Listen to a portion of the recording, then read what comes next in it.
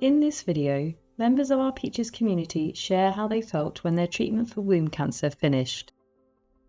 I think I had a roller coaster of emotions, really. Once my treatment was finished, I felt relieved that it was finished and that I didn't need any more treatment after the surgery. I felt lucky that it had been caught early, and I felt grateful that I'd had the surgery really quickly and I hadn't had a long wait for it. But at the same time, I was also gripped by fear, worrying about the what-ifs and the after-effects of surgery.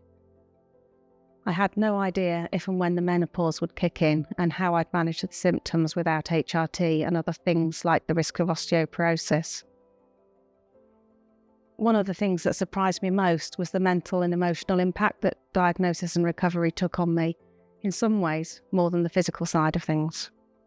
I felt it was quite an emotional time for me because I'd not only gone through hysterectomy and all that entails, then brachytherapy, and I felt a little bit emotional about the whole process, and it didn't really hit me until well after the brachytherapy finished. My treatment was essentially my surgery. And because of the early stage at which my cancer was found, the surgery was enough.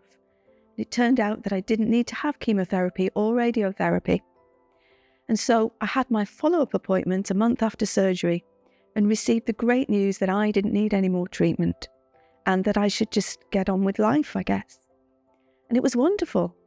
Under the circumstances, it was the best news that anyone could hope to have. At the same time, I felt quite bereft because the previous 6 weeks had been a bit of a whirlwind with the diagnosis and then preparing for surgery. I did find myself standing on the steps of the hospital after that appointment thinking, now what? It was like everything suddenly stopped. And so, physically, though I was a bit tired and recovering, everything seemed to be okay. Emotionally, it was difficult. So I felt happy and confused. I felt guilty that I wasn't having to have more treatment like so many other people do. And I'd kind of escaped that. And I think then I had time to realise what had happened because 6 weeks before had been such a whirlwind.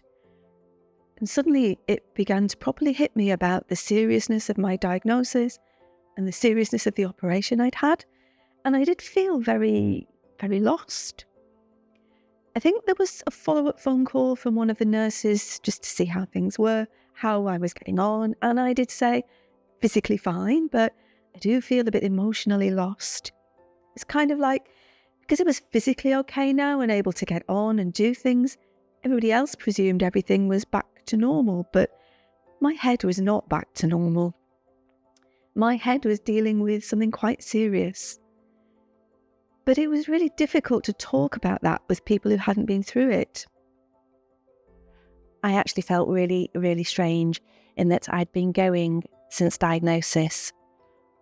I'd had regular appointments, obviously surgery, follow-up appointments, the chemotherapy, going every 3 weeks, having phone calls in between, possibly with the team, and lots of appointments with the oncologists.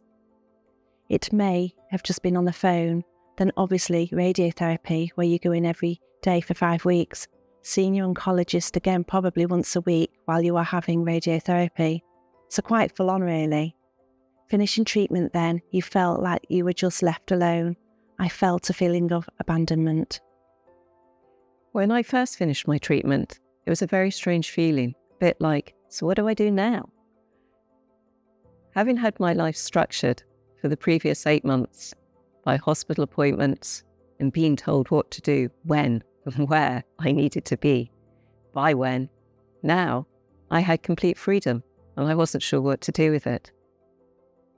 But I soon got over that, using the time to focus on recovering from all my treatment.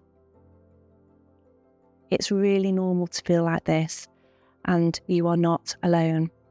There are people out there to talk to, so please reach out to organisations such as Peaches and your local cancer support centre. They are just wonderful. And remember, these feelings will not last forever.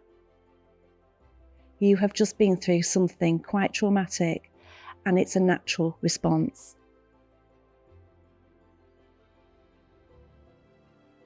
It can be difficult finding and accessing support for ongoing physical or mental health problems once your treatment has finished. To find out more about the different types of support available, you can go to our video titled Accessing Support and Information. You can also find a list of organisations on our website that provide helpful support and information.